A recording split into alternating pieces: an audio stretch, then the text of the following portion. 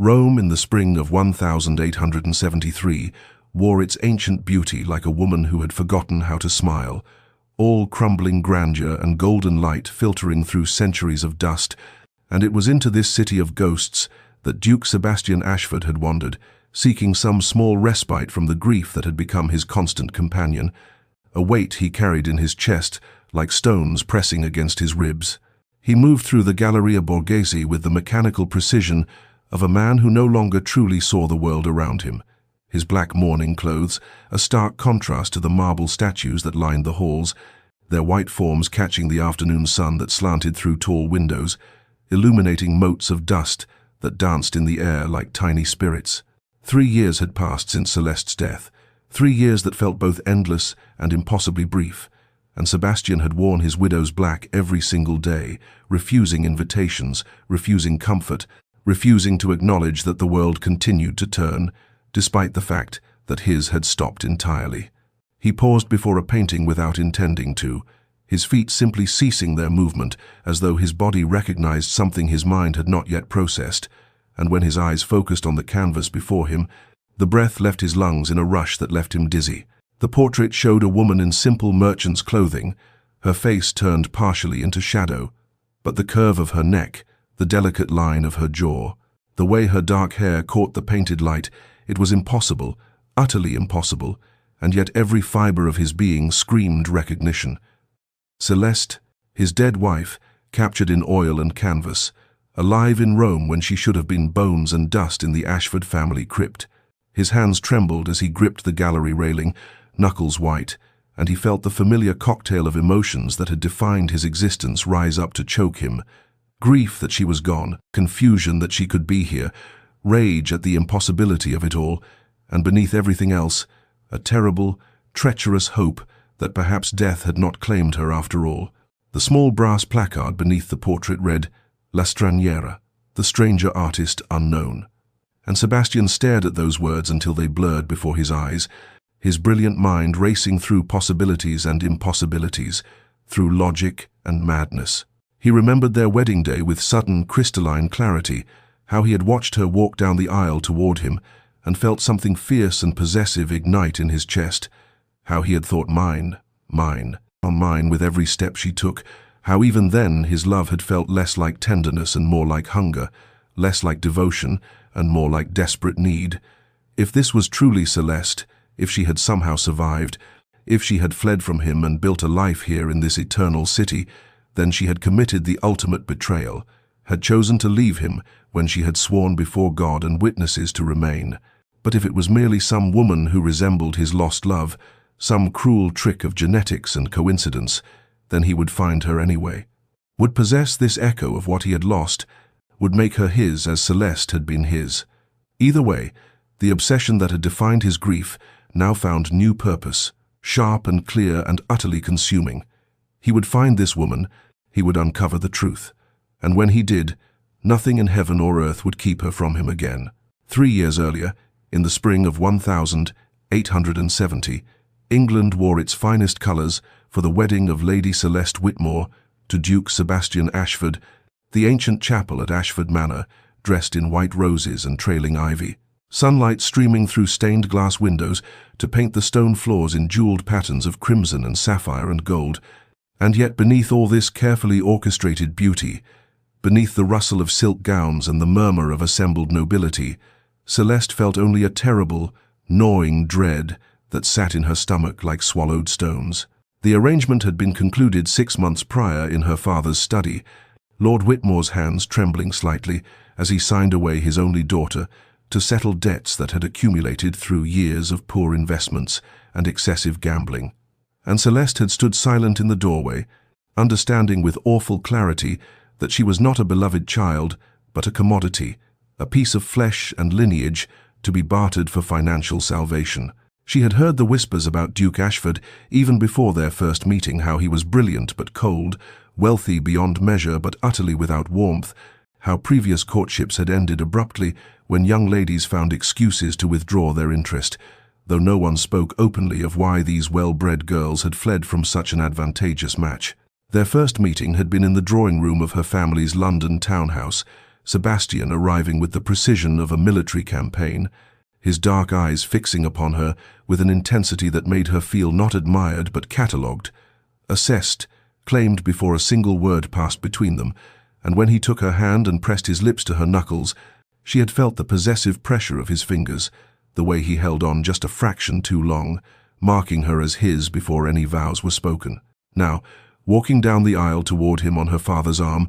she saw that same intensity burning in Sebastian's gaze, saw the way he watched her approach as though she were prey, walking willingly into his carefully laid trap,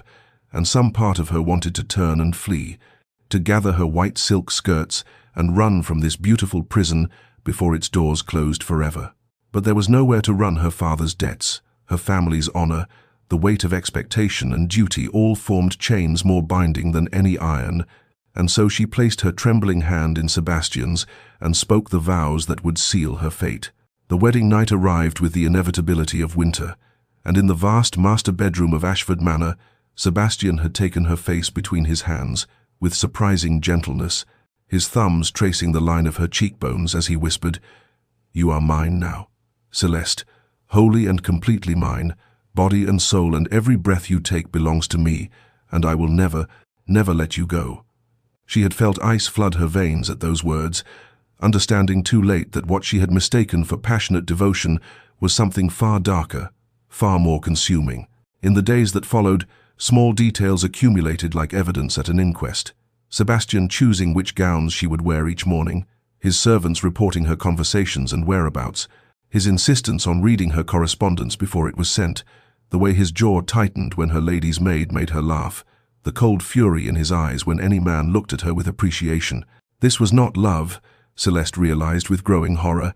This was ownership, possession, the slow suffocation of a soul beneath the weight of another's obsession. Weeks passed, and life at Ashford Manor settled into a rhythm that resembled normalcy only to those who observed from a distance, while Celeste lived each day within the suffocating confines of what she had come to recognize as a gilded cage, beautiful in every material aspect, yet devastating to her spirit in ways she had never imagined possible. Sebastian lavished her with gifts that arrived with clockwork regularity, emeralds to match her eyes, sapphires because they reminded him of the gown she had worn at their engagement ball, the ropes of pearls that felt like shackles around her throat, silk dresses in every imaginable color that he personally selected each morning, his fingers trailing possessively over the fabrics as he decided what she would wear, as though her body were merely another possession to be dressed and displayed according to his preferences. She could not take a walk in the gardens without a servant appearing moments later, ostensibly to offer assistance but clearly sent to observe and report back,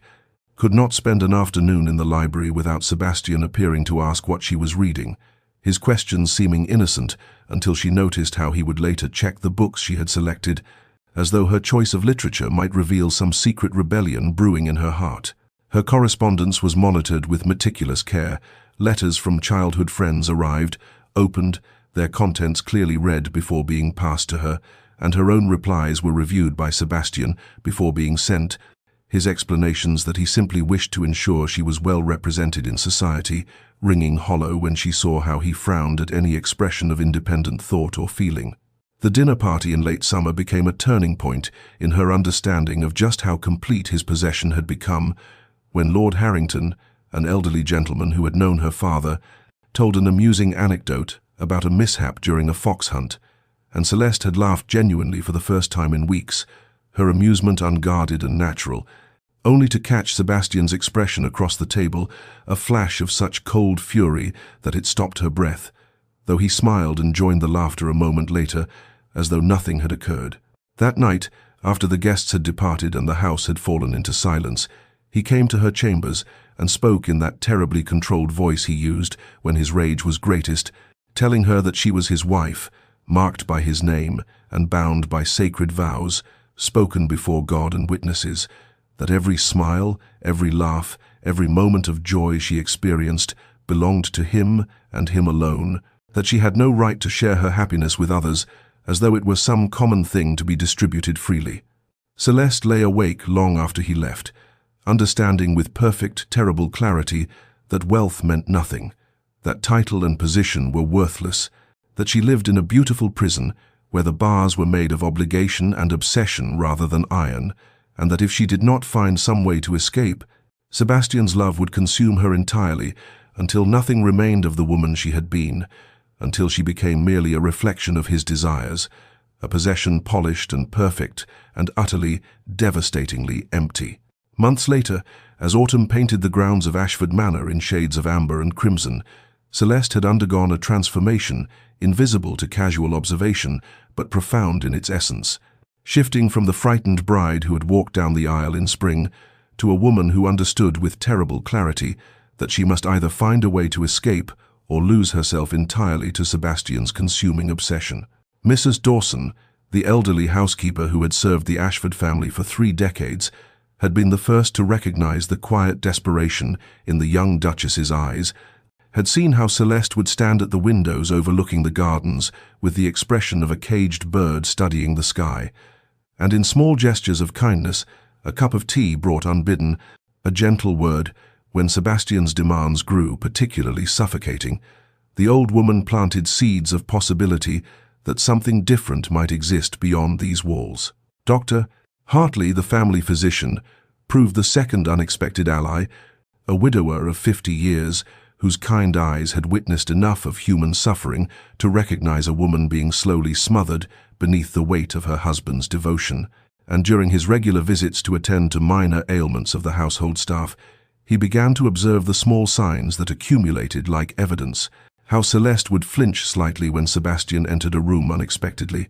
how her smiles never quite reached her eyes, how she had developed a persistent tremor in her hands that spoke of constant anxiety. The discovery that changed everything came on a grey October afternoon when Celeste, seeking a book in Sebastian's private study during one of his rare absences from the manor, found tucked in a drawer a collection of correspondence regarding his previous courtships, letters from families politely withdrawing their daughters from consideration, and beneath the official refusals, private investigator reports detailing how these young women had subsequently vanished from society. One married hastily to a merchant and sailed for America, another entered a convent in Scotland, a third simply disappeared with rumors she had died abroad, though no death certificate existed, and Celeste understood with ice flooding her veins that she was not the first woman to recognize the danger in Sebastian Ashford's and particular brand of love, merely the first who had not escaped before the cage door closed completely. That evening, her hands shaking as she poured tea in the drawing room, she found herself alone with Mrs. Dawson and spoke with careful casualness about a story she had read of a woman who had fled a terrible situation, and the housekeeper's response, delivered in a low voice while arranging flowers, carried the weight of lived experience. My own daughter, God rest her, she escaped a husband who would have killed her with his jealousy 20 years past now, started anew in Bristol, under a different name, and sometimes, Your Grace, sometimes the only way to survive is to become someone new entirely. The seed of possibility took root in Celeste's mind with the ferocity of desperate hope, and she began her own careful preparations, taking small amounts of money from the household accounts that Sebastian would not notice, hiding pieces of jewelry in the lining of her winter cloak, studying the servants' schedules to understand the rhythms of the house, and all the while maintaining the perfect performance of dutiful wife, even as she planned her own death and resurrection, understanding that nothing less than her complete disappearance would free her from the man who had vowed never to let her go. Winter approached with the inevitability of fate, bringing shorter days and longer shadows that seemed to mirror the darkness of Celeste's circumstances, and during these cold months she cultivated her acquaintance with Dr. Hartley, with the careful patience of someone planting seeds in frozen ground, knowing that her very survival depended on the harvest. The physician visited Ashford Manor weekly to attend to the household, and Celeste ensured she was present for tea afterward, creating opportunities for conversation that began with innocuous topics, the weather, local affairs, books they had read, but gradually deepened into discussions of philosophy and ethics that allowed her to understand the man beneath the professional exterior. She learned that his wife had died 5 years prior of consumption, wasting away over months while he stood helpless despite all his medical knowledge, and she could hear in his voice the terrible guilt of a healer who could not save the one person who mattered most, the unspoken belief that he had somehow failed in his fundamental duty. During one particularly intimate conversation in the library while Sebastian was away inspecting his northern properties, she posed a hypothetical question with her heart hammering against her ribs. What would a physician do if someone needed to disappear for their own survival, if remaining visible meant certain destruction? Doctor. Hartley had looked at her with those knowing eyes and asked quietly whether they were still speaking in hypotheticals, and in that moment Celeste understood she had found either her salvation or her doom. The plan crystallized over weeks of carefully coded conversations. Doctor. Hartley wrestling visibly with the conflict between his Hippocratic oath to do no harm and his growing understanding that helping Celeste vanish might be the greatest act of healing he could perform, that sometimes saving a life required methods no medical school taught. The turning point came on a January afternoon when Sebastian, in one of his possessive rages over some imagined slight, had gripped Celeste's arms with such force that bruises bloomed like dark flowers on her pale skin, and that evening she showed these marks to Dr. Hartley along with the lock that Sebastian had recently installed on the outside of her bedroom door, ostensibly to protect her but actually to control her movements, even while she slept. The physician's face had gone white with fury and recognition, and he spoke words that sealed their conspiracy. I have watched one woman I cared for die while I stood helpless. I will not watch another be destroyed when I have the power to prevent it. They settled on a plan both audacious and simple. Celeste would feign sudden illness. Dr. Hartley would administer a carefully measured combination of herbs that would slow her heart and breathing to imperceptible levels, creating the appearance of death that would fool even close examination. And Mrs. Dawson would arrange with a sympathetic undertaker to switch Celeste's body for that of an unclaimed pauper woman, smuggling the living Duchess out of Ashford Manor in the very coffin meant for her burial, while Sebastian mourned over a stranger's corpse. The execution of the plan began on a bitter February morning, when Celeste descended to breakfast with careful pallor painted on her face and complained of feeling unwell, a headache that pressed behind her eyes like iron bands, and Sebastian's immediate concern carried that terrible possessiveness she had come to know so intimately, his insistence that she return to bed. That Dr. Hartley be summoned at once, that nothing should threaten what belonged to him. Over the following 3 days, Celeste's feigned illness progressed with theatrical precision, orchestrated by Dr. Hartley's careful direction. She refused food, claimed dizziness, allowed her skin to take on a clammy quality, achieved through clever application of damp cloths when Sebastian was not watching, and the Duke's anxiety transformed into something approaching panic, for in his twisted understanding, she could not be permitted to die because death would steal her from him more completely than any earthly separation. On the 4th night, with storm winds howling against Ashford Manor's windows like the keening of spirits, Celeste drank the bitter draught that Dr. Hartley had prepared, a carefully measured combination of belladonna and other herbs that would slow her heart to nearly imperceptible beats and make her breathing so shallow that even a physician's examination would confirm death, and as the liquid burned down her throat, she felt her body begin to cool from within, her limbs growing heavy as lead, her consciousness retreating to a small flickering point deep inside her skull, while her external self became a convincing corpse. The awful performance that followed would haunt her in dreams. For years afterward she could hear everything but could not move, could not signal that she still lived, trapped in the prison of her own paralyzed flesh as Dr. Hartley pronounced her dead in a voice trembling with feigned shock. And then came Sebastian's response, a howl of rage and anguish that seemed torn from the depths of his soul, as he screamed that she could not leave him, that she had no right to escape him even through death, and the sounds of furniture being smashed and of priceless objects hurled against walls,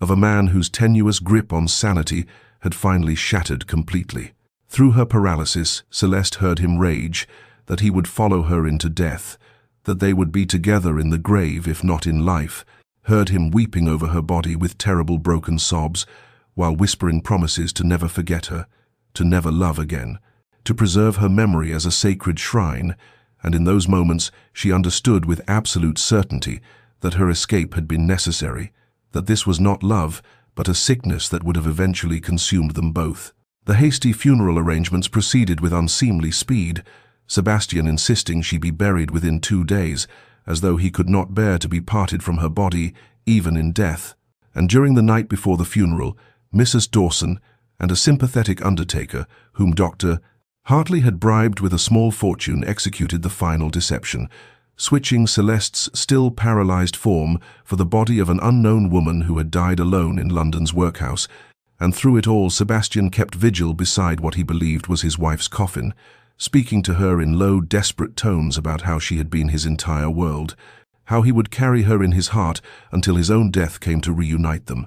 confirming in every whispered word the depths of an obsession that had masqueraded as devotion. Celeste woke to the rhythmic creaking of wooden wheels and the smell of hay and wool, her body aching as though she had been beaten, every muscle stiff and protesting as consciousness returned in slow, painful waves, and for a terrible moment she could not remember where she was or what had happened, until she opened her eyes to see the rough canvas covering of a cart above her and Mrs. Dawson's weathered face peering down with anxious relief, whispering, "Thank God, thank God." I feared the draught had been too strong. The journey to Dover unfolded in fragments of sensation rather than coherent memory, the bone-deep cold that no amount of rough wool blankets could dispel, the constant fear that Sebastian's men would overtake them at any moment, the guilt that gnawed at her heart for the pain she had caused, even as relief flooded through her at each mile that separated her from Ashford Manor. And through it all, Mrs. Dawson sat beside her with a small leather bag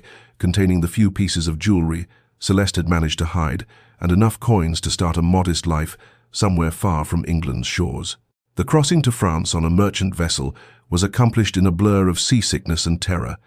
Celeste huddled below deck with her face hidden beneath a widow's veil, mourning in a strange and literal way for the death of Lady Celeste Ashford, even as she was simultaneously that very woman breathing and alive, and she found herself weeping not just from fear, but from a profound sense of loss for the life she might have had if Sebastian had been capable of love instead of possession, if her father had not sold her to settle his debts, if the world had been different in 1,000 small ways. In Paris, she became Catherine Moreau through the simple expedient of declaring it so, cutting her long dark hair short in a style that would have scandalized London society, dyeing what remained a lighter brown that changed the entire shape of her face, and she discovered that transformation was less about physical alteration than about the shedding of an entire identity, like a snake discarding old skin. She found work in a fabric shop owned by a widow who asked no questions about Catherine's past and seemed to understand that some women arrived in Paris fleeing rather than seeking, and the months that followed were marked by poverty of a kind Celeste had never imagined. Thin soups and hard bread, a single room barely large enough for a narrow bed, chilblains in winter, and the constant ache of labor in her hands, but also by a peace she had never known. In all her years of luxury, the simple freedom of walking down a street without being watched, of speaking to whom she pleased, of belonging to herself alone. Yet even in Paris she could not feel entirely safe, could not shake the fear that Sebastian would somehow discover the deception, that Dr. Hartley's careful falsifications would unravel, that she would wake one morning to find her husband standing over her with that terrible possessive smile. And so after 8 months of saving every spare sou, she boarded another ship bound for Italy, for Rome, for a city so distant from England that surely even Sebastian's long reach could not find her there. Weeks passed, then months, and Catherine saved every spare coin with the fierce determination of someone building not just a future, but a fortress against the past, until finally she had enough to board a ship bound for Rome, a city so distant from England that surely even Sebastian's obsessive reach could not extend across mountain and sea to find her there. And when she first glimpsed the ancient city rising golden in the Mediterranean sun, she felt something loosen in her chest that had been clenched tight since her wedding day. Rome in spring was a revelation of warm ochre stone and cypress trees, of fountains splashing in piazzas where artists sketched and lovers strolled, of churches whose bells marked hours with melodious insistence, of narrow streets that smelled of baking bread and sun-warmed stone, and the particular perfume of orange blossoms that drifted from hidden gardens, and Catherine understood immediately why people spoke of the Eternal City as a place of rebirth, for she felt herself shedding the last vestiges of Lady Celeste Ashford like a butterfly emerging from a confining chrysalis. She found work at a modest pension near the Campo de' Fiori, cleaning rooms and serving meals to the rotating cast of travellers who passed through, and though the labour was humble and her hands grew rough from scrubbing floors and laundering linens. She discovered a profound satisfaction in honest work that asked nothing of her but her effort, that measured her worth in completed tasks rather than in how well she adorned a man's arm or reflected his status. In the evenings, when her work was finished, she would walk through the neighborhood and gradually became aware of a small artistic community that gathered in the cafes and studios clustered around the Via Margutta. Painters and sculptors, poets and musicians, people who had come to Rome seeking inspiration or escape, or simply a place where they could exist outside the rigid hierarchies of their homelands. And though she kept herself carefully apart at first, afraid of being known, afraid of being seen, she began to recognize familiar faces and exchange tentative greetings. It was Marco who first approached her directly, a struggling portrait artist with paint perpetually under his fingernails and a gentleness in his manner that was nothing like Sebastian's intensity, who stopped her one evening as she walked past his studio and said in Italian-accented English that he had been watching her, not with predatory interest, but with an artist's curiosity, for he saw something haunted in her eyes and in the way she held herself, something that spoke of profound sadness barely contained, and he asked if she would consider sitting for a portrait. Catherine's immediate response was terror to be captured in paint, felt like being trapped again, like being possessed and displayed, like giving someone power to define and own her image. But Marco seemed to sense her fear without understanding its source, and simply smiled, said there was no pressure,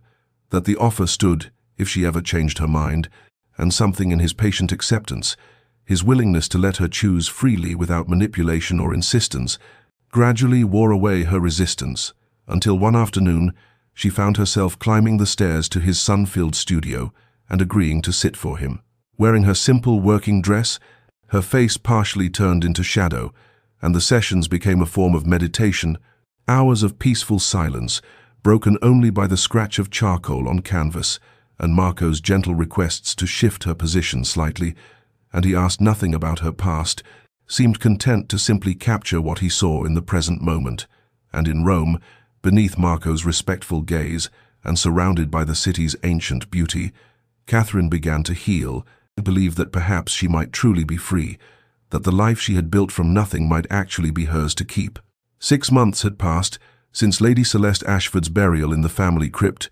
and in that time Sebastian had descended into a grief so profound and so twisted that the servants at Ashford Manor whispered among themselves that the Duke had gone quite mad, for he kept his wife's chambers exactly as she had left them, her brushes still arranged on the vanity, with strands of her dark hair caught in the bristles, her gowns hanging in the wardrobe untouched, her favorite book still open on the bedside table to the page she had supposedly been reading before her sudden illness, and each day without fail he would spend hours in that preserved shrine, speaking to her portrait as though she could hear him, telling her about estate matters and political affairs, asking her opinion on decisions he must make, sometimes weeping, sometimes sitting in terrible silence. He had refused every social engagement since her death, declined his seat in Parliament, wore nothing but mourning black that made his already pale face appear ghostly, and he moved through the manor like a spectre himself, barely eating, sleeping in fitful fragments. His obsession with Celeste in death even more consuming than it had been in life, for at least when she lived he could possess her physically,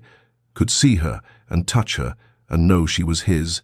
but now she existed only in memory and that precious painted likeness, and the loss had hollowed him into something barely human. Dr. Hartley, who visited occasionally under the pretense of checking on the Duke's health, watched this deterioration with a guilt that gnawed at his conscience like a persistent disease, wondering in his darkest moments whether they had been right to help Celeste escape, or whether they had simply traded her imprisonment for Sebastian's descent into madness. But then he would remember the bruises on her arms, the terror in her eyes, the lock on her bedroom door, and he would steel himself with the conviction that saving her life had been worth this consequence, though the conviction felt increasingly hollow as he witnessed Sebastian's unraveling. Sebastian's younger sister, Lady Margaret, travelled from her husband's estate in Yorkshire to plead with her brother to rejoin the world of the living, and she found him in Celeste's room as always, sitting in the chair by the window where his wife had often read,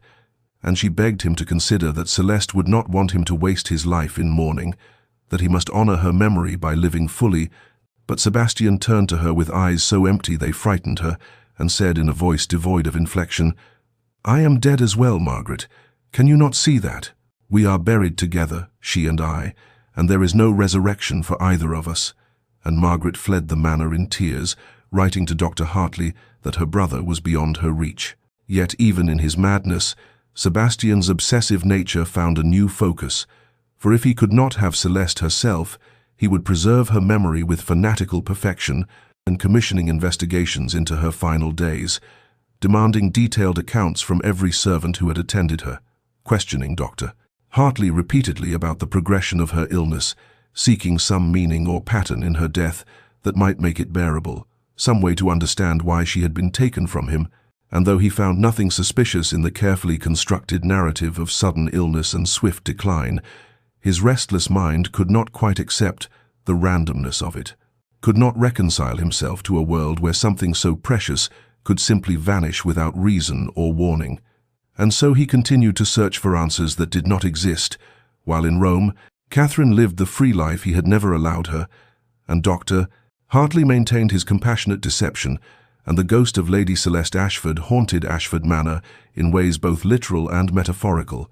a spectre of obsessive love that had consumed them both. 1 year had passed since Lady Celeste Ashford had been laid to rest in the family crypt, and in that time the woman who now called herself Catherine had blossomed in Rome's perpetual spring, like a plant finally given proper light and water after years in shadow,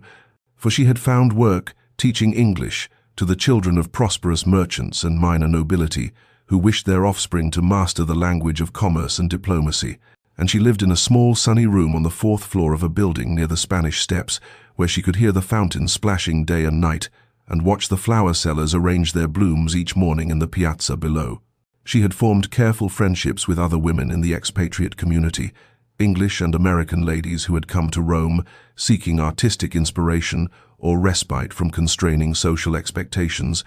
and with local women as well. The wife of her landlord who taught her to make proper pasta, the seamstress in the shop below who altered Catherine's modest dresses and shared gossip over cups of strong coffee, and though Catherine still guarded the truth of her past with absolute vigilance, never speaking of her life before Paris, never mentioning a husband or a title or the cold grey stones of Ashford Manor, she felt increasingly safe in the warmth of these connections, increasingly convinced that her new life was solid and real and hers to keep. Marco had become her dearest friend in Rome.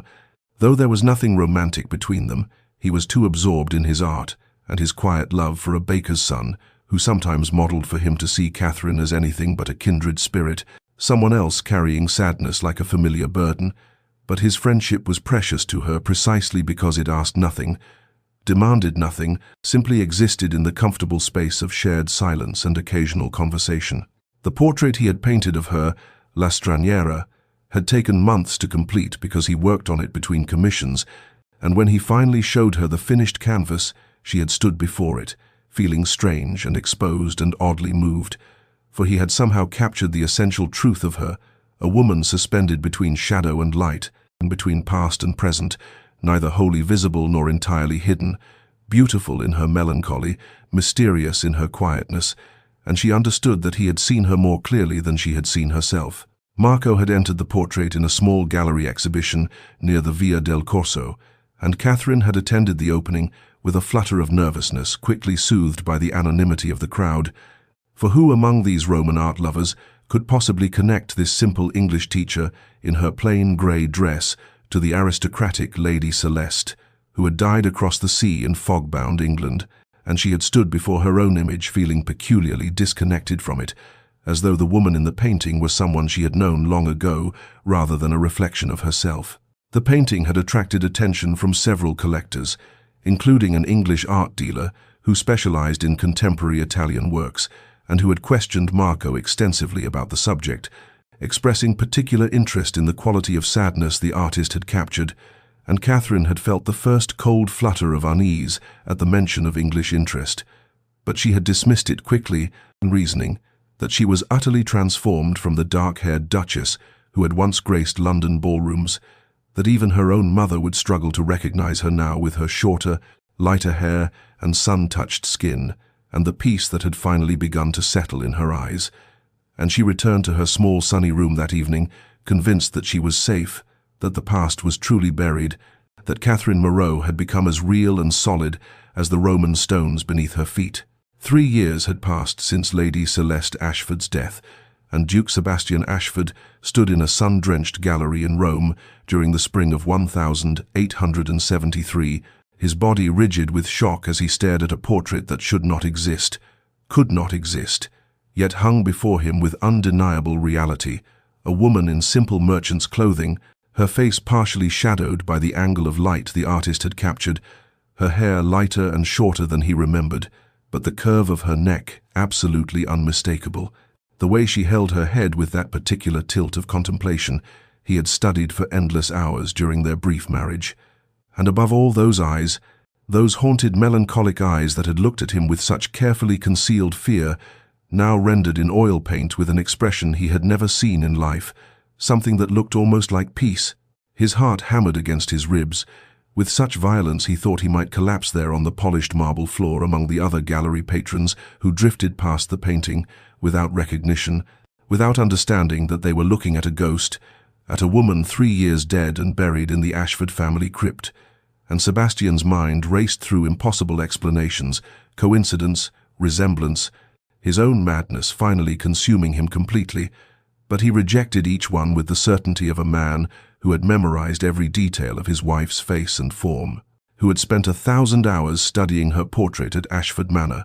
who knew beyond any shadow of doubt that this was Celeste, his Celeste,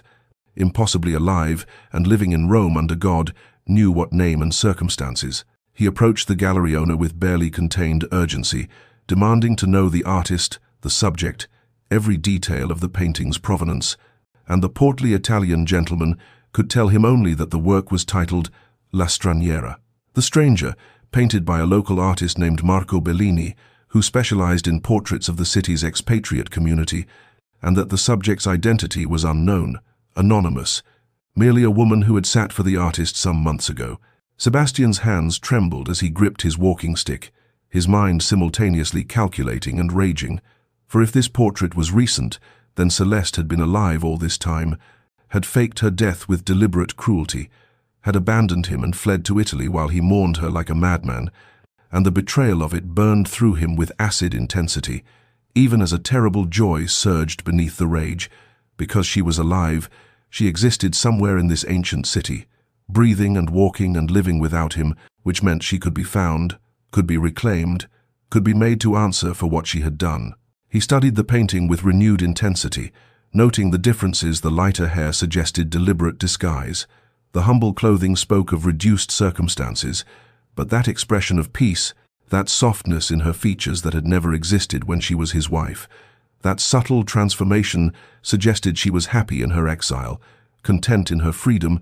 and the realization ignited his obsession with devastating force. Because if it was truly Celeste, then she had betrayed everything sacred between them and deserved his wrath. She deserved to be dragged back to England and made to remember her vows and her place. But if by some impossible chance this was merely a woman who resembled his dead wife so perfectly that even he could not tell the difference, then he must possess this echo of his lost love, must own this living reminder of what death had stolen from him. And either way, whether the woman in this portrait was truly Celeste or merely her uncanny double, Sebastian knew with absolute certainty that he would find her, would have her, would make her his once more. For obsession does not die simply because its object has supposedly perished, and the Duke of Ashford had learned long ago that what he wanted, he took, regardless of death or distance or any force on earth that might stand between him and his possession. Sebastian hired investigators that very afternoon, summoning to his hotel room a trio of men who specialized in locating missing persons and conducting discreet inquiries for wealthy clients throughout Europe,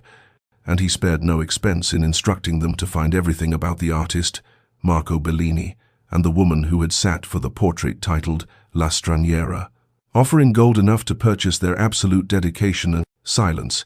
for he would not have word spread through Rome's gossip channels that the Duke of Ashford was hunting for a woman who might be his supposedly dead wife. Within 2 days, the investigators returned with an address in Trastevere, where Marco Bellini kept his studio, and Sebastian presented himself there on a bright morning when the light slanted golden through the narrow streets, climbing 3 flights of worn stone steps to knock upon a paint-stained door that opened to reveal a young man with kind eyes and perpetually ink-stained fingers who looked at the well-dressed English duke with curious politeness and invited him inside to view his other works. Sebastian barely glanced at the canvases lining the walls, the portraits of merchants and their wives, the landscapes of the Roman countryside, the still lifes of fruit and flowers, for his entire focus narrowed to extracting information about the one portrait that mattered,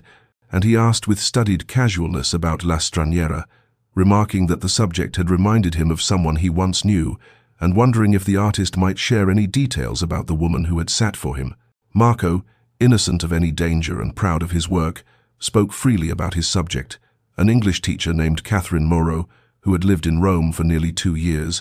a quiet woman with a melancholic air who taught the children of prosperous families and kept largely to herself, kind and gentle in her manner, someone who had initially refused to sit for the portrait out of a strange fear of being seen, but had eventually agreed and proved a patient and contemplative model, and he mentioned without hesitation that she lived in a pensione near the Spanish Steps, that she could often be seen in the early mornings, walking to the fountain there, or in the evenings returning from her lessons. Sebastian felt his heart constrict with a mixture of rage and triumph, so intense he thought he might strike the young artist simply for having looked at Celeste, for having captured her image, for having spent hours in her presence while Sebastian mourned an empty grave in England, but he maintained his composure and thanked Marco with cold courtesy before departing with the information burning in his mind like acid. The timeline matched perfectly. Catherine Moreau had arrived in Rome approximately when Celeste Ashford had died,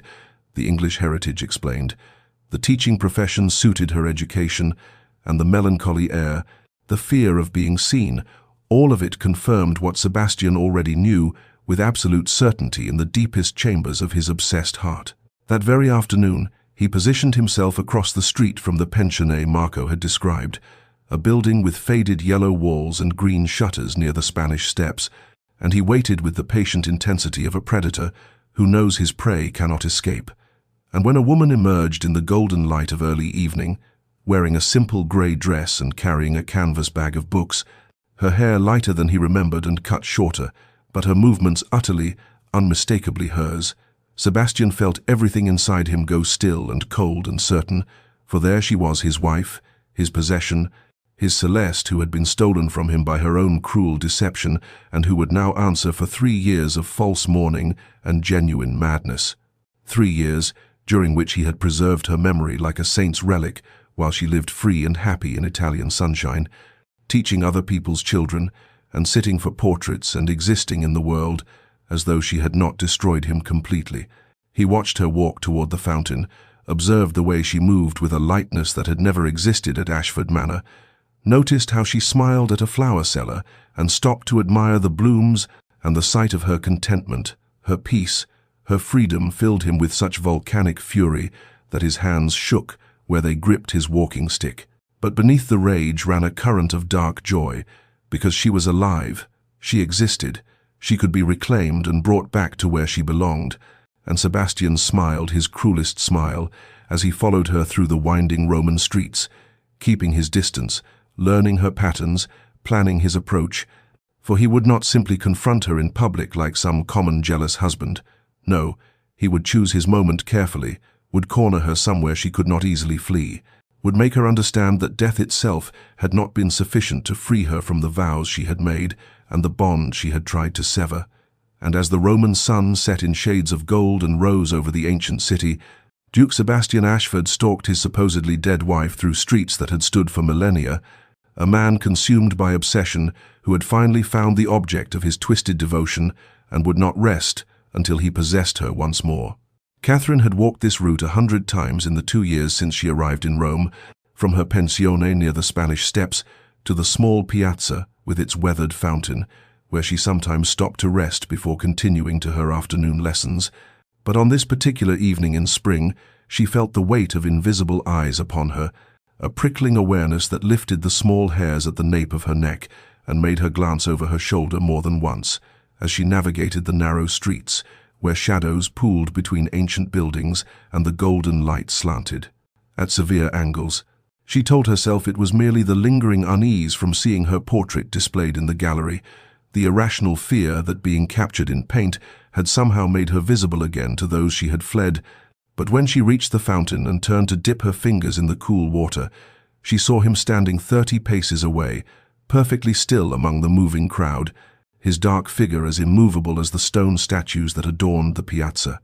And for one terrible suspended moment, she thought her mind had conjured him from her nightmares until his eyes met hers with such intensity that she knew beyond any doubt that Sebastian Ashford, Duke of Ashford, her husband who should have believed her dead these 3 years, stood before her in the flesh. The recognition crashed over her like a physical blow, and she staggered backward, her hand gripping the fountain's edge for support, and she watched with mounting horror as he began to move toward her, with the slow, deliberate approach of a predator who knows his prey has nowhere to run, his expression a terrible mixture of triumph and rage that she remembered from their marriage, that look he wore when someone dared to defy his will.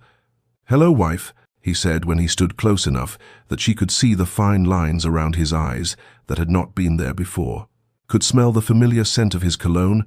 and his voice was cold and smooth as polished marble, each word precisely enunciated as though he were discussing the weather rather than addressing a woman who had risen from the grave. Catherine's first instinct was denial. She opened her mouth to claim he was mistaken, that she was Catherine Moreau and knew no duke, but the lie died on her lips, because what use was pretense when he stood before her with such absolute certainty, and instead she did the only thing her panicked mind could conceive, and she ran, bolting from the fountain and plunging into the maze of narrow streets that wound through Trastevere, her breath coming in ragged gasps as her feet pounded over ancient cobblestones. She could hear him behind her, his longer stride eating the distance she tried to create, and she darted left into an alley, and then right through a passage so narrow her shoulders nearly brushed the walls, emerging into a small courtyard attached to a church, where late afternoon shadows provided illusory shelter. But when she spun around seeking an exit, she found him blocking the only way out, his chest barely rising with exertion while she gulped air like a drowning woman. "Did you truly think you could run from me, Celeste?" he asked, advancing slowly as she backed toward the church wall, and the use of her true name felt like chains wrapping around her limbs. "I had to," she whispered, and then louder, desperate. "I had to escape, Sebastian. You must understand. I could not live that way. I could not." But he cut her off with a sharp gesture. "You are mine," he said, and there was something almost gentle in his voice which made it all the more terrifying. "You are my wife, bound by sacred vows before God and man, and death itself cannot change that fundamental truth. So, whatever game you have been playing here in Rome, whatever life you thought you could build in my absence, it ends now." She tried to appeal to any humanity that might still exist beneath his obsession, tried to explain through her tears that she had been suffocating, that his love had felt like drowning, and that she needed freedom to be a whole person, but he listened with the patient expression of someone indulging a child's tantrum before responding with devastating finality. "I love you enough to forgive even this betrayal, Celeste, this elaborate deception, this mockery you have made of my grief, and you will come home with me to England where you belong, where you will resume your place as Duchess of Ashford, and we will never speak of this unfortunate episode again." Sebastian secured a palazzo on the Via del Corso within hours of their confrontation, a grand residence with marble floors and frescoed ceilings that he rented at an extravagant price for immediate occupancy, and he installed Catherine there with guards posted at every exit, men whose salaries ensured their loyalty and discretion, transforming the beautiful Roman building into a prison as effective as any dungeon despite its gilded splendor. All the freedom she had built over 3 careful years evaporated in a single afternoon, her sunny room near the Spanish Steps abandoned, along with the books she used for teaching, the few simple dresses she owned, the small collection of sketches Marco had given her, everything that constituted her life as Catherine Moreau left behind as thoroughly as if she had died again. Sebastian announced his intention to return to England within the week, speaking of ship passages already booked and arrangements already made with the certainty of a man who had never once considered that his will might be defied. And Catherine felt despair settle over her like a heavy cloak, but beneath the despair burned something new, something that had not existed in the frightened bride who had fled England 3 years prior, for she had tasted freedom and built a life through her own efforts, and learned that she possessed strength she had never suspected. She was not the same woman who had trembled at Sebastian's slightest frown, and though she found herself trapped again, some essential core of her refused to break. Marco discovered her disappearance when she failed to appear for her afternoon lessons,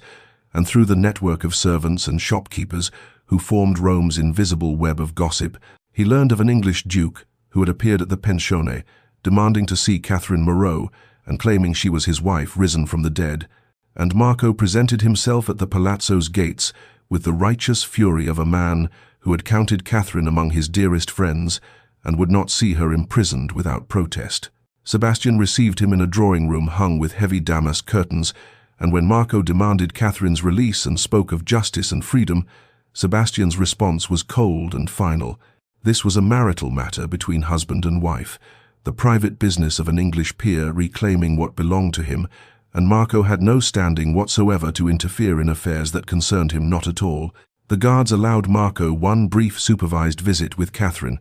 during which she begged him through her tears not to intervene further, not to risk Sebastian's wrath, for she had seen what her husband did to those who threatened his possession of her. But Marco left the palazzo and immediately alerted the small community of English and American expatriates who had befriended Catherine, and they began to plot what assistance they might offer, though none knew quite how to oppose a duke's legal rights over his wife. Meanwhile, in the palazzo's beautiful rooms, Catherine and Sebastian engaged in terrible, honest conversations that stripped away the polite pretenses of their marriage, and she asked him the question that had haunted her throughout their union. Why could he not simply let her go, release her to live her own life, find happiness with someone who wanted his particular brand of devotion? His answer came one evening as they sat in the library, separated by 10 feet of Persian carpet but bound by invisible chains, and he said with devastating simplicity,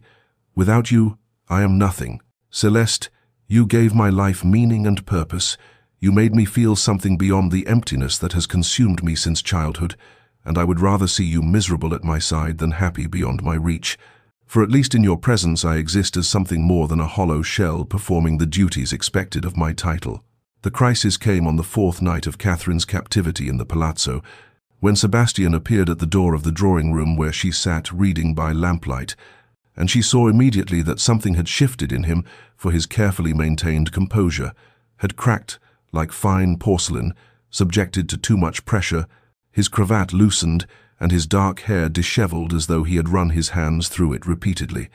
and he carried a bottle of wine from which he had clearly been drinking, though he was not precisely drunk, but rather existed in that dangerous state where alcohol strips away the careful masks people wear and leaves only raw truth exposed. He sat heavily in the chair across from her, without invitation, and said without preamble, "You asked me why I cannot let you go, and I have been thinking on this question for days, and I realize you deserve an answer, though you will not like what you hear." And Catherine set aside her book and waited with held breath for whatever revelation was coming. Sebastian began to speak then of his childhood, in sentences that came haltingly at first, but gained momentum like a carriage rolling downhill, describing the cold marble halls of his family's estate, where love was never mentioned and duty was the only virtue that mattered, where his father, the old duke, had ruled with iron discipline and viewed any display of emotion as weakness, to be beaten out of a son who must someday command respect through fear and control. He told her of being 6 years old and crying over a dead puppy, only to have his father lock him in a cellar for 3 days, to teach him that sentiment was for women and weaklings, instead of being 10 and daring to speak up for a servant. His father wished to dismiss unjustly, and receiving such a thrashing that he could not sit for a week, out of learning through 1,000 such lessons that to care for anything was to invite pain, and that safety lay only in dominating completely whatever one wished to keep. His voice grew quieter as he described his first love when he was 19. A merchant's daughter with kind eyes who had laughed at his attempts at poetry and made him feel for the first time that he might be something other than the cold creature his father had molded. But when his father discovered the attachment, he had forbidden it absolutely, and when Sebastian defied him and continued to court her in secret, the old duke had the girl's father's business destroyed through financial manipulation until the family was ruined and forced to leave the country, and Sebastian never saw her again. "My father beat me that night," Sebastian said, his eyes fixed on some point beyond Catherine's shoulder as though he could not bear to meet her gaze. "Beat me until I could scarcely stand, and told me that this was what came of caring, that anything I loved could be taken from me and used as a weapon, and the only way to prevent loss was to possess so completely that nothing and no one could ever take what was mine. And I learned that lesson well, Celeste, perhaps too well." He looked at her then with eyes that held such anguish that she felt her heart constrict despite everything he had done to her, and he continued in a voice barely above a whisper, "I love you so deeply that losing you would destroy me, and so in my twisted logic I believe that you must never be allowed to leave. For if you are always within my grasp, then I am safe from the terrible pain of loss, but I am beginning to understand that I have already lost you through the very means I used to try to keep you." Catherine felt tears slip down her cheeks as she looked at this broken man who had imprisoned her, and she recognized for the first time the damaged boy beneath the monster's mask, and pity rose in her throat like bile. But pity alone was not enough to make her sacrifice herself upon the altar of his healing. She leaned forward and said, with gentle firmness that cost her more than he would ever know, "Sebastian, your pain is real, and I am sorry for what was done to you. Truly I am, but your suffering does not entitle you to imprison me. Your father's cruelty does not give you the right to be cruel in turn, and love that requires cages is not love at all, but merely possession wearing love's name." So, Dr. Hartley arrived in Rome on a grey morning when autumn rains had finally reached the Eternal City, and he came to the Palazzo's gates requesting audience with the Duke of Ashford on a matter of utmost urgency, his travelling clothes dusty and his face haggard from days of difficult journey, for he had followed Sebastian across Europe, driven by a guilt that had grown unbearable in the months since he had watched the Duke descend into madness following Celeste's supposed death. Sebastian received him in the same drawing. Dr. Hartley arrived in Rome on a grey morning when autumn rain fell upon the ancient stones and turned the Tiber the colour of old bronze, and he came carrying the weight of 3 years' guilt like a physical burden upon his shoulders, for he had enabled Celeste's escape and felt responsible for the chain of events that followed, the deception that had set both wife and husband upon their separate paths of suffering and transformation. He presented himself at the Palazzo, where Sebastian held Catherine captive, and requested an audience with the Duke, but Sebastian refused him coldly, still harbouring resentment toward the physician who had pronounced his wife dead and mourned with him over a coffin that held nothing but weighted stones and broken dreams, though Sebastian did not yet know the full extent of Dr. Hartley's complicity in that terrible deception. It was Catherine who insisted upon seeing the doctor when she learned of his presence in Rome, and the guards reluctantly permitted him a brief supervised visit in the Palazzo's formal receiving room, where frescoed angels looked down upon their mortal struggles with painted indifference. Doctor? Hartley looked older than Catherine remembered, his hair gone completely white and new lines carved deep around his mouth and eyes, and when he took her hands in his, she felt them trembling with emotion he could barely contain. "I have been consumed by guilt," he confessed in a voice rough with remorse, "watching what my actions wrought, seeing the Duke descend into madness while you remained lost to me, not knowing if you were safe or happy or even alive, and I have questioned every day whether I did right in helping you escape, or whether I simply traded one form of suffering for another." Catherine reassured him that he had saved her life in the truest sense, and the years of freedom she had known in Rome were worth any price she might now pay. "But Doctor," Hartley shook his head and said he had not come merely to confess his guilt, but to offer something that might yet resolve this terrible impasse. He revealed then that Sebastian's mother, the Dowager Duchess, lay dying at Ashford Manor and had been asking for her son with increasing desperation, and Dr. Hartley believed this might be the key to reaching whatever humanity remained buried beneath Sebastian's obsession,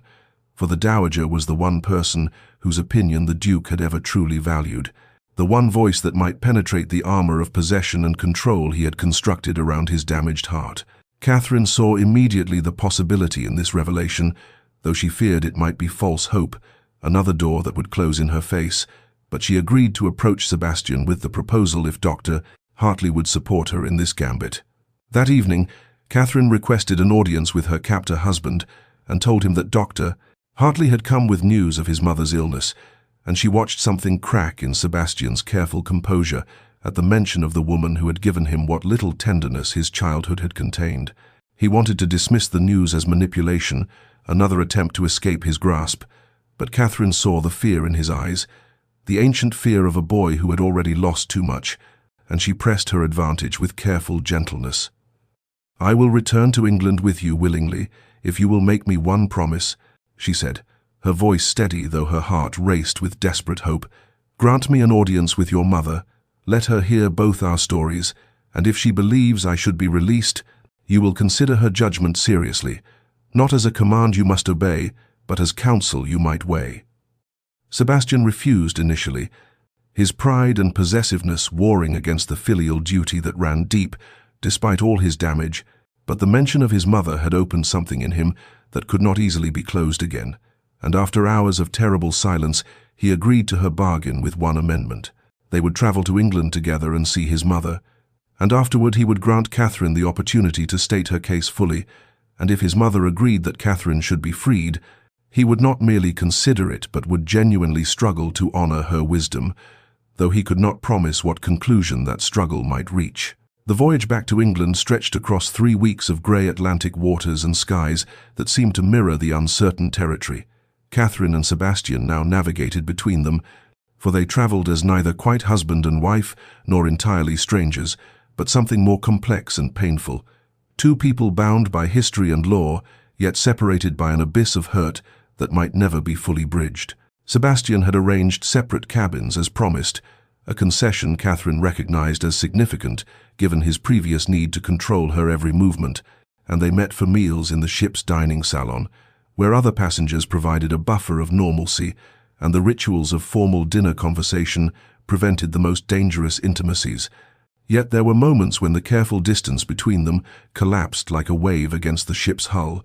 unexpected and overwhelming, such as the afternoon when Sebastian took ill from the rolling seas, and Catherine found herself at his cabin door with ginger tea and cool cloths,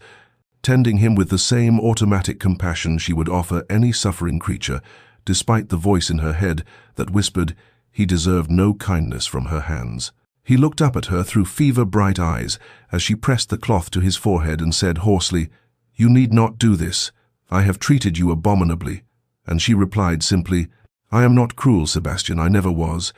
and I will not become so now merely because you gave me cause." They began to speak more honestly during those long days at sea than they ever had during their brief marriage.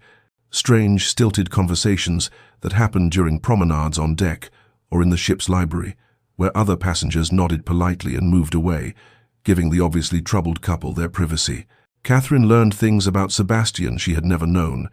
details of his childhood that filled in the terrible picture he had begun to sketch in Rome. And though understanding did not excuse his actions, it did provide context that made him seem less monster and more damaged man, which was somehow both better and worse. There was the evening when a drunk passenger made inappropriate advances toward Catherine in a dim corridor, and Sebastian appeared from nowhere, with cold fury in his eyes, positioning himself between her and the threat with such protective instinct that the drunk retreated quickly. And Catherine found herself thanking him with genuine gratitude, even as she recognized the irony of being protected by the very man she needed protection from. One night they stood together at the ship's railing, watching moonlight silver the dark waters,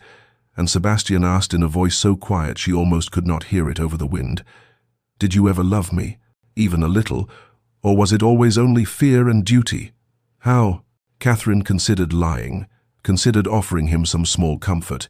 but she had learned in Rome that truth was the only currency worth trading, and so she answered with careful honesty, "I wanted to love you, Sebastian, I truly did,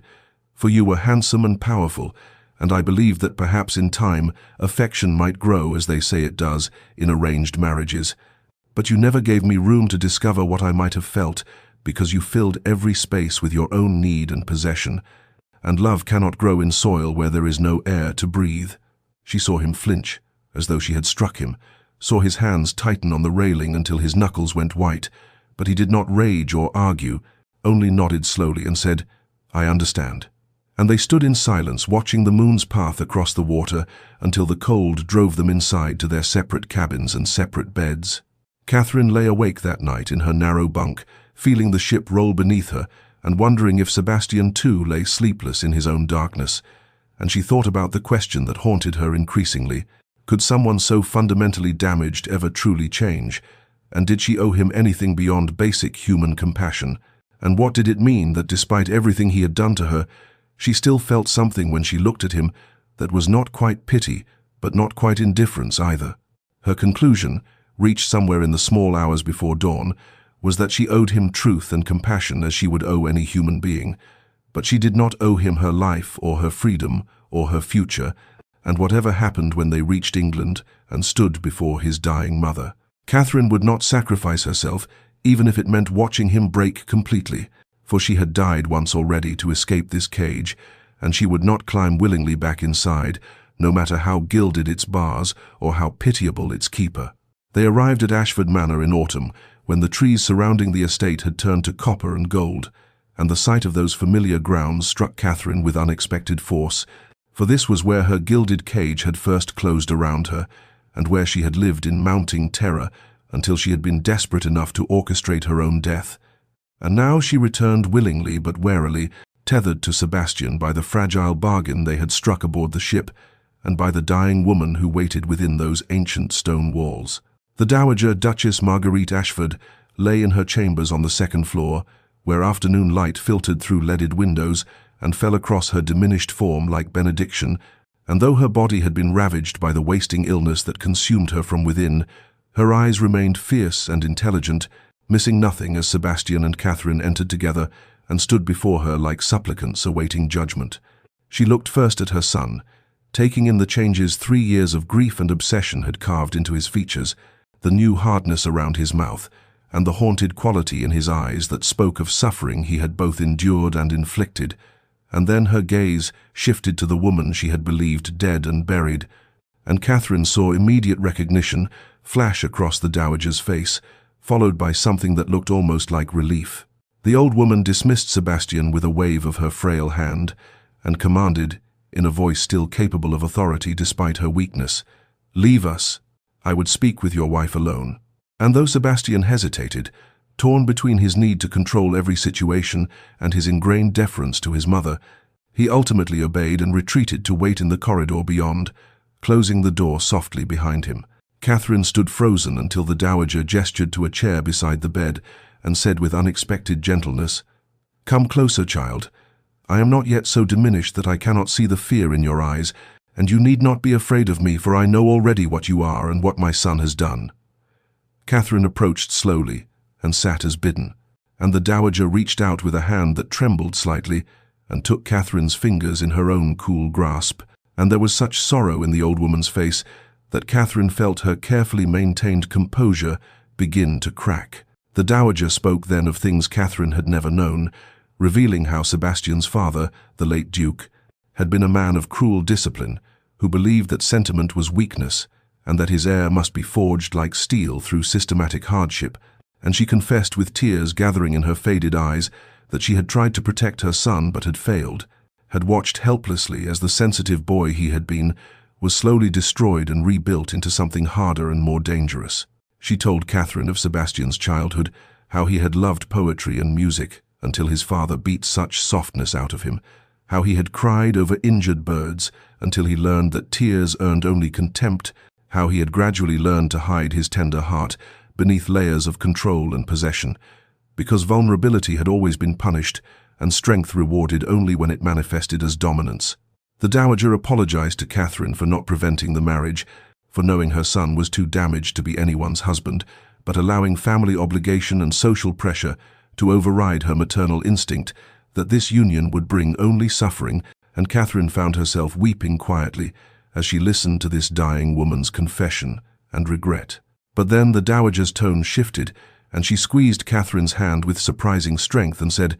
"You were right to leave him, right to choose life over the slow death he would have given you. And I will not ask you to sacrifice yourself upon the altar of his brokenness, but I would ask something else of you before I die." Catherine waited, hardly breathing, and the dowager continued, "Help him understand what love truly is, not by staying but by setting him free. For love that imprisons is not love at all, but only fear wearing love's mask. And until he learns this truth, he will never heal and will remain forever the broken thing his father made him." Catherine struggled to comprehend what the dowager asked of her, how she could possibly teach Sebastian anything when he had never listened to her before. But the old woman smiled sadly and said, "He is different now. You must have seen it during your journey together, the cracks appearing in the armor he constructed, and it is through those cracks that truth might finally penetrate if delivered with the right voice at the right moment, and that moment is nearly upon us." The dowager summoned Sebastian back into the chamber, with a gesture that brooked no refusal, and when he entered and saw Catherine's tear-stained face and his mother's expression of terrible determination, he seemed to understand instinctively that something momentous was about to occur, something that would reshape the landscape of his existence in ways he could not yet comprehend. The old woman gestured for him to sit on the opposite side of her bed from Catherine, and when both were positioned before her like petitioners awaiting a sovereign's decree, she drew a labored breath and spoke with the full weight of her remaining authority, declaring that she would not close her eyes in final sleep until Sebastian made a sacred promise to grant Catherine her complete and unconditional freedom, releasing her from their marriage bonds and allowing her to live her life without interference or pursuit or any further claim upon her person or her future. Sebastian's face went pale as marble, and he began to protest, to argue that the law bound them regardless of personal wishes, that marriage vows spoken before God could not be so easily dissolved.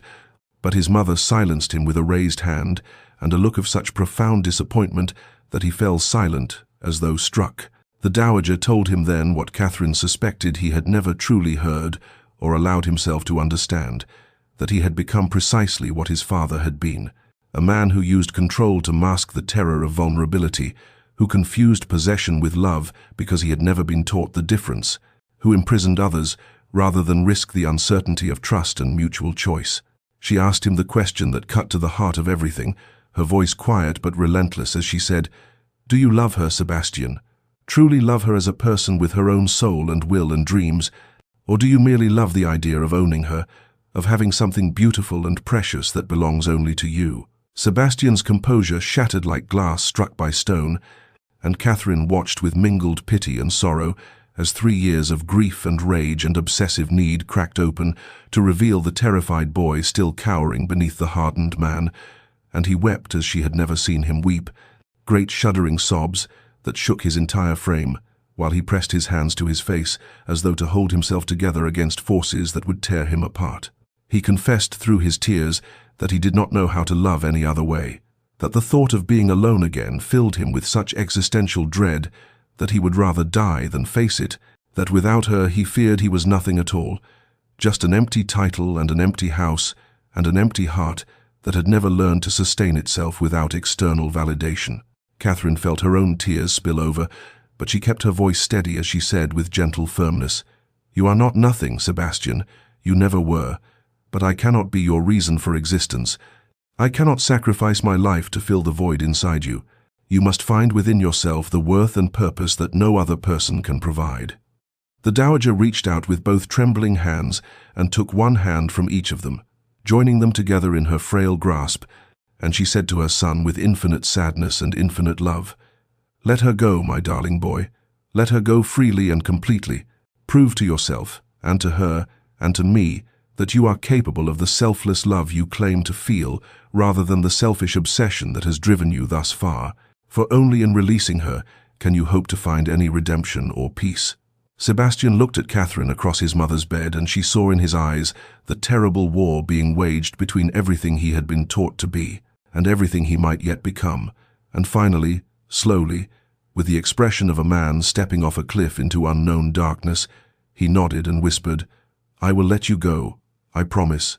I will not pursue you or seek you or make any claim upon you ever again." And with those words, something fundamental shifted in the air between them, as though chains that had bound them both suddenly fell away into dust. 5 years passed like water flowing through open fingers, carrying away the sharp edges of the past until what remained were smooth stones of memory that could be held without pain. And in the spring of 1878, in a sun-filled studio overlooking the terracotta rooftops of Florence,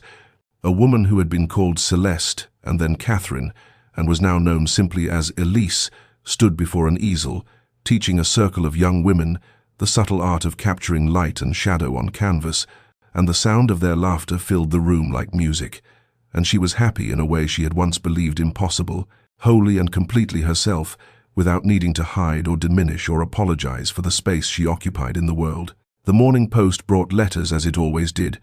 correspondence from friends scattered across Italy and France, invitations to exhibitions and salons, and among them a cream envelope bearing an English postmark, and handwriting she recognized despite the years that had passed, and she opened it with steady hands and no fear, for she had learned that the past could no longer reach out and reclaim her unless she allowed it. The Duke of Ashford wrote with careful formality that he had recently acquired a collection of botanical sketches from the East Indies and thought she might enjoy viewing the detailed illustrations of exotic flora, and that he would be honored to send them if she wished, that he asked nothing in return and hoped only that she was well and at peace. And it was the 10th such letter in 5 years, each one respectful and distant, each one acknowledging her complete freedom, some revealing in their careful words his slow and painful growth towards something resembling health. She wrote back as she always did, briefly and politely, thanking him for his thoughtfulness, declining the offer with gentle courtesy, wishing him continued strength in the charitable works he had mentioned in previous letters, and she signed it simply with her chosen name, no longer bearing his or any other man's title, and as she sealed the envelope, she felt nothing but a quiet satisfaction that they had both survived the destruction of what they had been and found paths toward something better. In England, Sebastian Ashford walked the grounds of a school he had founded for boys from difficult homes, boys whose fathers were cruel or absent, boys who needed to learn that strength could manifest as kindness and that control over others was the weakest form of power. And though he remained unmarked by new love and perhaps always would be, he had discovered purpose in healing the wounds in others that mirrored his own, and when he thought of Celeste now it was with gratitude rather than possession, thankful that she had loved herself enough to escape him and had possessed the courage to show him the monster he had become. Dear listener, sometimes the greatest act of love is release, the willingness to open your hands and let go of what you thought you could not live without, and to trust that both you and the one you release will survive the separation and perhaps even flourish in ways that imprisonment would have forever prevented. In both the holding on and the letting go, in both the bonds we form and the freedom we grant, may you find the wisdom to know which serves love and which serves only the fear of being alone with yourself, and may you rest peacefully in the knowledge that you are enough, wholly and completely enough, all by yourself, without needing to possess another soul to prove your worth or fill the emptiness inside you that only you can heal. This has been a story from Evermore Tales, where every tale teaches us something about the human heart, and if this story has touched you, if it has reminded you of your own strength or your own capacity for growth beyond the patterns that shaped you, then subscribe to hear more stories of love and loss and the courage to choose freedom over familiar chains, for there are countless tales yet to be told, and each one holds a mirror to some truth about who we are and who we might yet become.